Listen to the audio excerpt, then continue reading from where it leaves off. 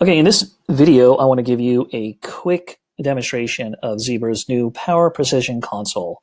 The PowerPrecision Console is designed to help companies manage their pool of batteries. And in particular, it's designed to help them take batteries that have reached an unacceptable state of health out of service. So this way, their employees are running with batteries that are in the best possible conditions to maintain a state of charge through their work days. So there's two components to the PowerPrecision Console. You're looking at the actual console itself that will be used by administrators to kind of configure how the system works and also use it to manage their pool of batteries. And on the device side, there's a PowerPrecision client that would get installed on the device through an MDM or manually, what have you.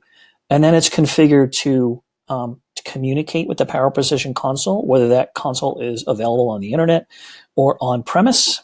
As long as the device can see that particular server, it will then start communicating and reporting information.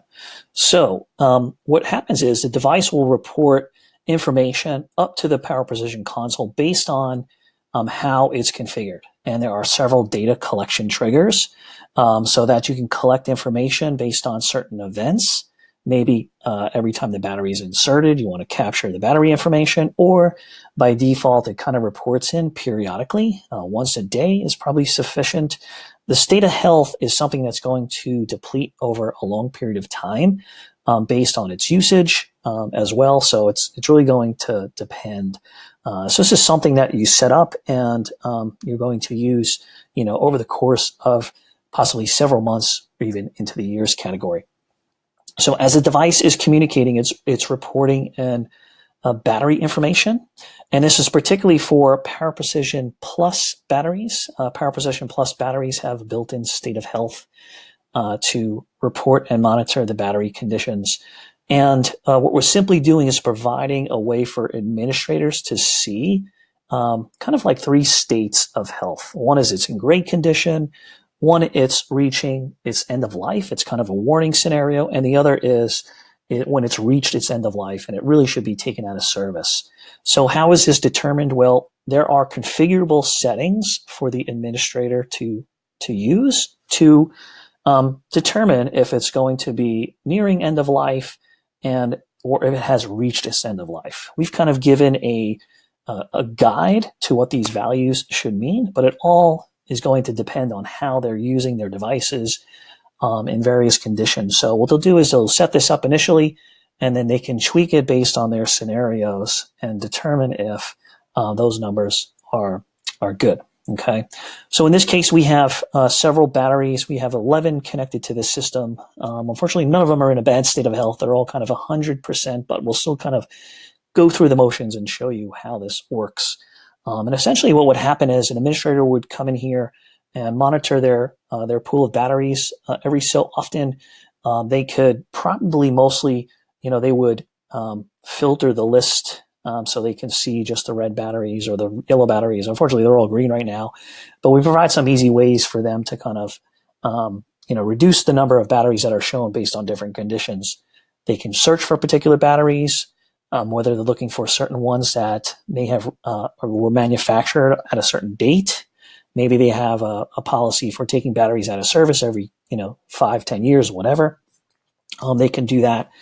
They can also group batteries to be kind of grouped together based on maybe when they ordered them, or maybe by location, by just a customized tag ability. So they can kind of tag things the way they want and group them so that they can manage their batteries efficiently.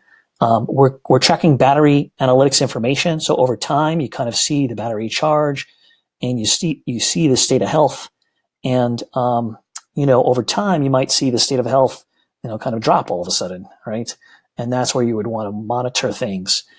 So this kind of graph shows you the state of health versus state of charge.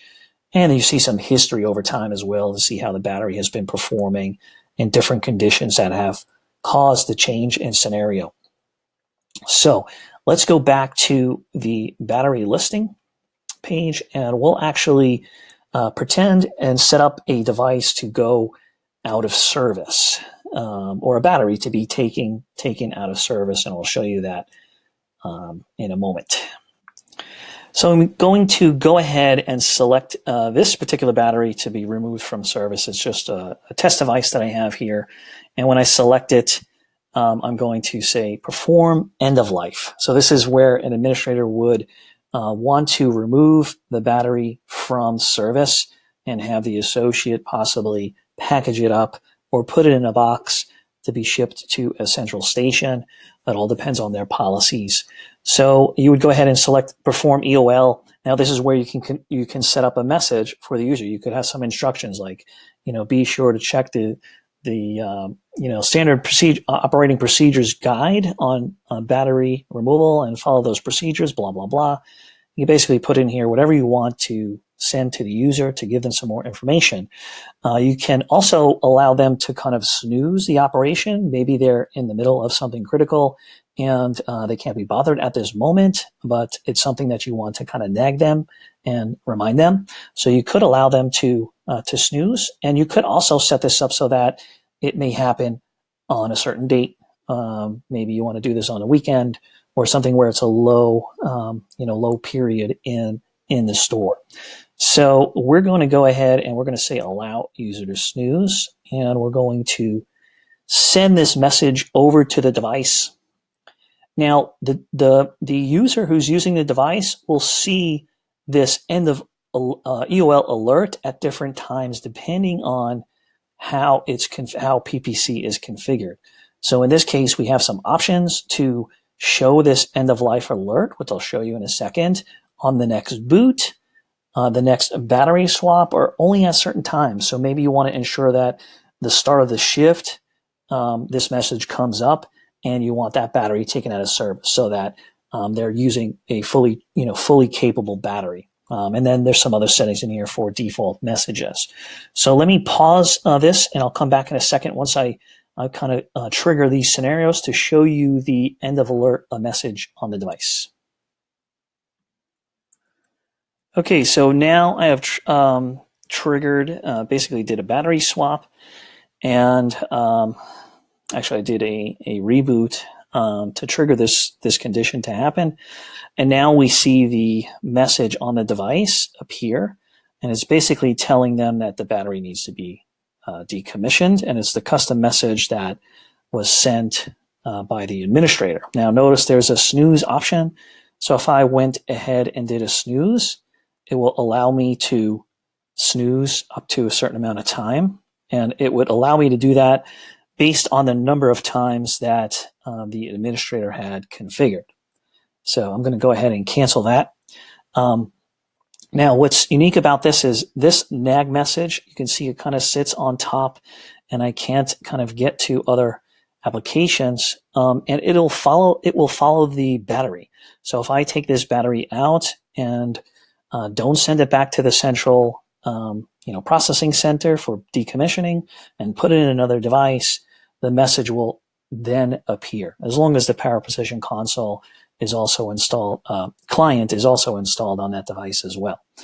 If I go ahead and issue, if I follow the procedure, I would, hit the battery swap, which conveniently launches the battery swap application, and then it allows them to swap out the battery to another battery that is performing better. Okay, and once it's completed that scenario, then the battery is basically decommissioned, and it's taken out of service. The battery would then appear in the decommission tab, and the administrator will be able to see all the batteries that have been decommissioned. If for some reason it needs to go back into service, they can simply select it and undo the decommissioning. So you're never in a state where you're totally locked out. It's up to the ability for the administrator to control this.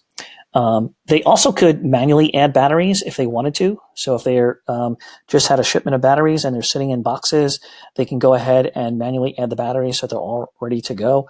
Otherwise, the batteries will automatically register as long as they're placed into a device. This will always show the last device that it was connected to. So hopefully that will help the administrator find the physical device and the physical battery for decommissioning. There are a few other settings in here that we talked about in terms of automatic EOL. This is where you could essentially have this happen automatically. So right now, I just demonstrated kind of a more of a manual procedure, but if they wanted to turn on automatic EOL, they could come in here and check this box, and basically all of these messages and default behaviors will be done once batteries reach this threshold. So it's basically kind of a set it up once and forget it, and then it would essentially happen automatically without the administrator being involved. So that's kind of PowerPrecision Console at a high level view in terms of what it can do and how it can help customers better manage their batteries or pool of batteries and take batteries that have reached the state of health thresholds out of service